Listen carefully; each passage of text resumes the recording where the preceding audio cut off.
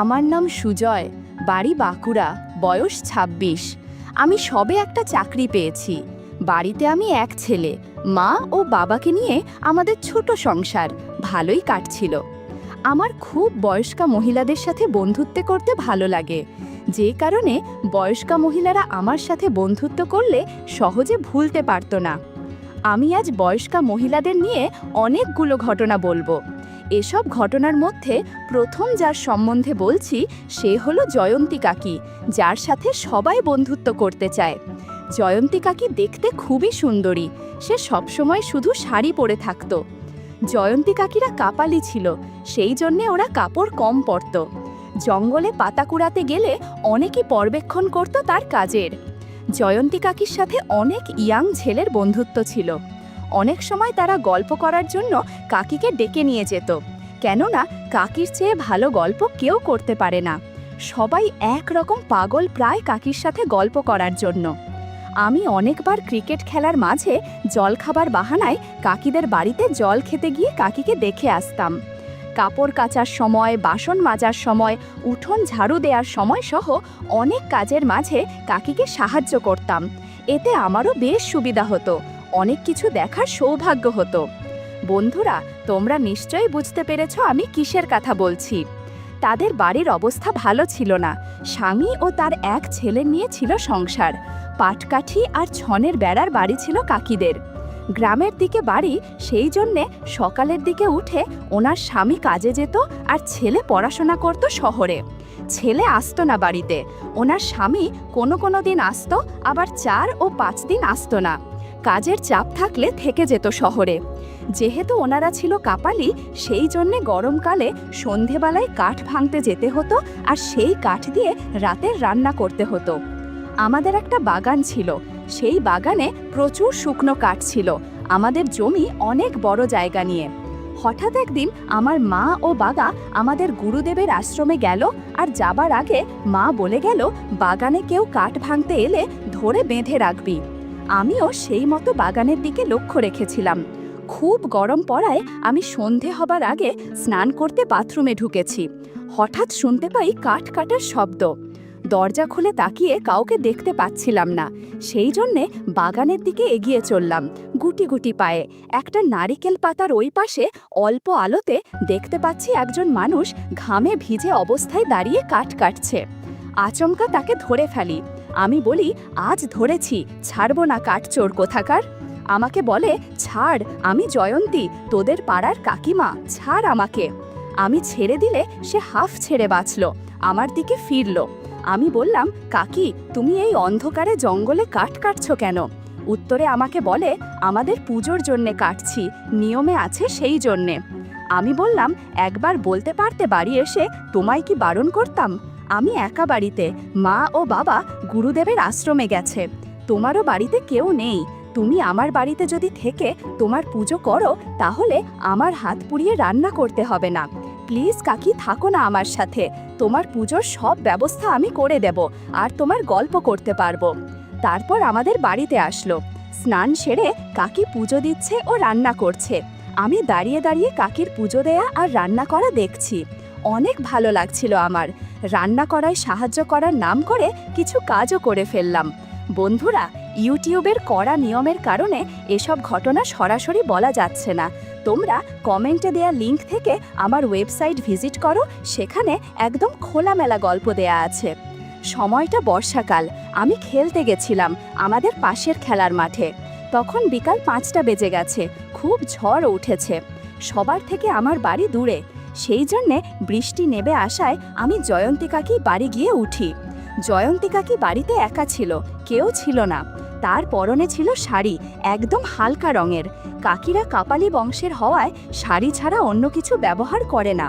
আমি জয়ন্তী কাকির বারান্দায় গিয়ে উঠি। বৃষ্টি নেমে গেছে জোর মুষলধারায়। আমাকে জয়ন্তী কাকি বলে যে, বাড়ি যেতে পারলি না? আমি বললাম, বাড়ি যেতে যেতে পুরো ভিজে যাব, সেই জন্যে আর গেলাম না। কাকি আমার থেকে 2 ফিট দূরত্ব নিয়ে দাঁড়িয়ে আছে।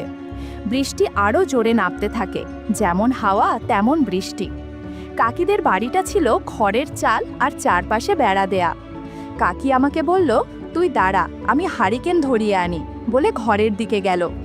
আমি ঘরের দিকে চোখ যেতেই দেখি কাকি মাটিতে বসে হারিকেন জ্বালাতে ব্যস্ত। এরপর জয়ন্তী কাকি সন্ধ্যা দেবে বলে আমাকে বসতে বলল।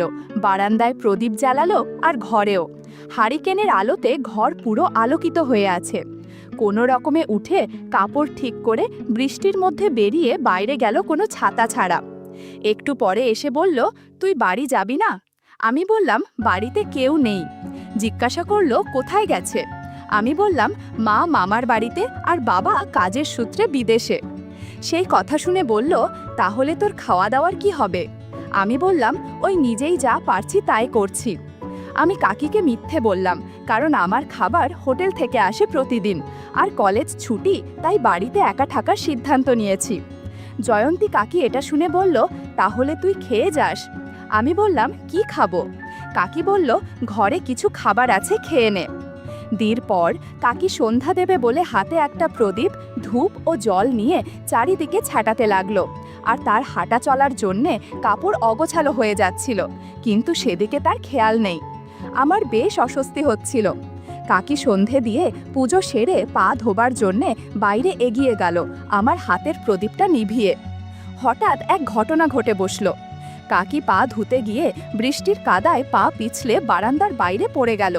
চিৎকার করে উঠল, বলল, ও মা গো, মরে গেলাম গো।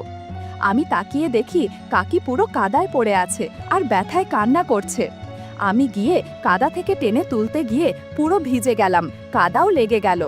কাকি ভারী হওয়ায় আমি তুলতে পারছিলাম না, কষ্ট করে তুললাম। কাকি আমাকে বলছে, খুব লেগেছে। আমি বললাম, কোথায়? কাকি বলল, কোমর, পা, হাত, পিঠ ও আরও বিভিন্ন জায়গায় ব্যথা পেয়েছি। কাকির পায়ে লেগেছে বলে কাকি হাঁটতে পারছিল না। আমাকে বলল, তোর পিঠে করে নিয়ে চল। আমি কোনো রকমে জয়ন্তী কাকিকে ভরে এনে খাটে বসালাম আর জিজ্ঞাসা করলাম, কাকি, তোমায় কি একটু তেল মালিশ করে দেব? কাকি বলল, তুই পারবি? আমি বললাম, আমি দেখেছি তেল মালিশ করা, তোমায় আমি 1 ঘন্টার মধ্যে সুস্থ করে দেব তো। আমি কাকির কথা মতো তেল নিলাম ও হারিকেনে গরম করে প্রথমে কাকির পায়ে মালিশ করলাম। ধীরে ধীরে পায়ের ব্যথা একটু কমতে শুরু করেছে বলে কাকি ঘুমিয়ে পড়ল, আর আমিও সুযোগ বুঝে কাজ করে নিলাম।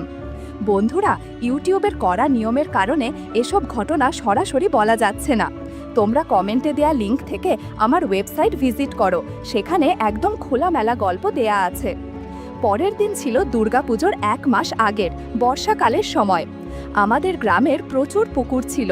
কেউ মাছ চাষ করত, কেউ জল জমিয়ে রাখার জন্যে ছোট ছোট ডোবা কেটে রাখত জমিতে জল দেবার জন্যে। কিন্তু সেই পুকুরগুলোতে মাছও হতো প্রচুর। তবে ছোট ছোট মাছ হতো বলে অনেকেই ধরতো না, আর বর্ষাকালের সময়ে অনেকেই সাপের ভয়ে যেত না। কিন্তু কাকি ছিল কাপালি, তাদের কাজ ছিল মাছ ধরে খাওয়া ও জঙ্গলের কাঠ কুড়ানো। তাদের কেউ মানা করতো না। তারা গ্রামের ডোবার ধরে ফেলা মাছ কাদা ছেঁচে ধরতে যেত। এই রকমই একটি ঘটনা জয়ন্তী কাকির সাথে ঘটে। আমাদের গ্রামের বাইরে, মানে ধান ক্ষেতের মাঠের মধ্যেখানে ডোবা কেটেছে, নতুন কাটা ডোবা। নতুন মাটি, তারপরে বৃষ্টি অনবরত পড়ছে। ওই ডোবার আশেপাশে কেউ ভয়ে যাচ্ছে না, কারণ একবার পিছলে পড়লে আর তোলার কোনো লোক পাওয়া যাবে না। একদিন সকাল থেকে বৃষ্টি পড়ছে। আমার বাড়ি গ্রামের শেষ প্রান্তে, আমার বাড়ির আশেপাশে কোনো লোকজনের বাড়ি নেই। আমি রোজকার মতো বিকেলে মাঠের জল দেখতে যাই। ধান গাছের জমি ডুবে গেছে কিনা সেটা চেক করতে যাই। পরনে একটা হাফ প্যান্ট ও গেঞ্জি, মাথায় ছাতা। আকাশে মেঘের কারণে বিকালবেলা অন্ধকার অন্ধকার হয়ে গেছে। আমার বাড়ি থেকে 2 কিলোমিটার আমাদের জমি। হঠাৎ কে যেন ডাকাডাকি করছে। আমি ভাবলাম, এই ফাঁকা মাঠে কোনো মেয়ের গলা পাওয়া অসম্ভব। পরোয়া না করে আমি আমার কাজ করছি। বৃষ্টি পড়ছে মাঝারি। 2 জমি পরে দেখি ডোবা থেকে কাদা ছুঁড়ে পাশের জমিতে ছুটছে। মেয়ে মানুষের গলার আওয়াজ শুনে আমি এগোলাম। কাছে যেতেই দেখি কাদা মেখে ভূত একটা মহিলা। শরীর দেখে আন্দাজ করতে পারছিলাম না কে উনি, তবে বয়স 40-এর কাছাকাছি লাগছিল। আমি আওয়াজ দিলাম, কে তুমি? সে ভয়ে বলতে পারছে না, আর ডোবা খাড়া বলে ওপরে উঠতে পারছে না। বারবার আমাকে হাত দিয়ে ওপরে ওঠাবার জন্য ইশারা করছে। আমি তাকে বললাম, আমার কাছে দড়ি নেই যে তোমায় তুলব। সে একটু বৃষ্টির জল খেয়ে নিয়ে আমাকে বলল, আমি জয়ন্তী কাকিমা। নামটা শুনে আমার চেনা চেনা লাগলো। আমাকে বলছে, আমায় বাঁচা, আমি দুপুর থেকেই ডোবাতে পড়ে আছি, কাউকে ডেকে ডেকে পাচ্ছি না। আমি তাকে চিন্তা না করতে বলে দড়ি আনতে গেলাম। আমি কোনো মতে কাকিকে টেনে তুললাম। কাকি বলল, তুই না থাকলে আমার যে কি হতো। আমি কাকিকে বললাম, তোমার জীবন বাঁচলাম, তুমি আমাকে কিছু পুরস্কার দেবে না? কাকি বুঝে গিয়েছিল আমি কিসের পুরস্কার চাচ্ছি। প্রথমে কাকি দিতে চাইছিল, আমার অনেক রিকোয়েস্টের পর কাকি আমাকে পুরস্কার দিল, যেটা আমার জীবনের সেরা পুরস্কার ছিল। কাকার মধ্যে এরকম পুরস্কার পাওয়া আসলেই ভাগ্যের ব্যাপার। মাঝে কয়েক মাস কেটে গেল। আমি চাকরির জন্য শহরে চলে গেলাম। সময়টা ছিল গরমকাল। ভাবছিলাম গোয়া ঘুরে আসলে মন্দ হয় না। অফিসের ছুটিতে বাড়ি ফিরে ওখান থেকে ব্যাগ গুছিয়ে বেরিয়ে যাব। ঠিক করলাম টিকিটটা ট্রেনের কাটব। ট্রেন জার্নি খুব আরামের ও ভালো লাগে। অফিসে ছুটির আবেদন দিয়ে সোজা 25 দিনের ছুটি নিয়ে বাড়ির পথে রওনা দিলাম। বাড়ি ফিরে নিজের মতো গোছগাছ মরছিলাম। হঠাৎ কাকির কথা মনে পড়ল। এই সময় তো কাকিদের বাড়িতে কেউ থাকে না। ভাবলাম একবার কাকিকে বলি, যদি যায় তাহলে ট্রিপটা জমে যাবে। সেই মতো সন্ধ্যার দিকে গেলাম জয়ন্তী কাকির বাড়িতে। দেখি আমার জয়ন্তী কাকি ছোট একটা কাপড় পরে সন্ধ্যায় মগ্ন রয়েছে। লুকিয়ে লুকিয়ে গেলাম আর সারপ্রাইজ দিলাম। কাকি ভয় পেয়ে গেল। আমি সাথে সাথে বললাম, আমি সুজয়। কাকি বলল, এতদিন পর তোর এই বুড়ি কাকির কথা মনে পড়ল? আমি বললাম, অফিসের কাজের জন্যে বাড়িতে আসার সময় পাই না, সেই জন্য এত দেরি হলো। আমি কাকিকে বললাম, দিন যত যাচ্ছে তুমি তত সুন্দর হয়ে উঠছ। কাকি বলল, তুই আর বাহানা খোঁজার মতো কথা বলিস না। অনেক দিন পর কাকির সাথে কথা হচ্ছে। শেষবার ধান খেতে পুরস্কার নেওয়ার সময় হয়েছিল, আর ভাবিছি আবার পুরস্কার নিব। যেমন কথা তেমন কাজ। বন্ধুরা, ইউটিউবের কড়া নিয়মের কারণে এসব ঘটনা সরাসরি বলা যাচ্ছে না। তোমরা কমেন্টে দেওয়া লিঙ্ক থেকে আমার ওয়েবসাইট ভিজিট করো, সেখানে একদম খোলামেলা গল্প দেয়া আছে। কাকি আর আমি দুইজনে ট্রেন ধরার আগের দিন রাতে শহরে হোটেলে উঠলাম। সেদিন পাশের মার্কেট থেকে কাকিকে কিছু ছোট পোশাক কিনে দিলাম, যাতে বিচে গিয়ে পরতে পারে। পরের দিন রওনা দিলাম। ট্রেনে জার্নি করে যাচ্ছি বলে আমি আর কাকি ট্রেনের মধ্যেও কিছু পরেছিলাম। তারপর ঘুরতে যাওয়ার 7 দিনের ট্রিপে দুবেলা করে অনেক আনন্দ করেছি আমরা।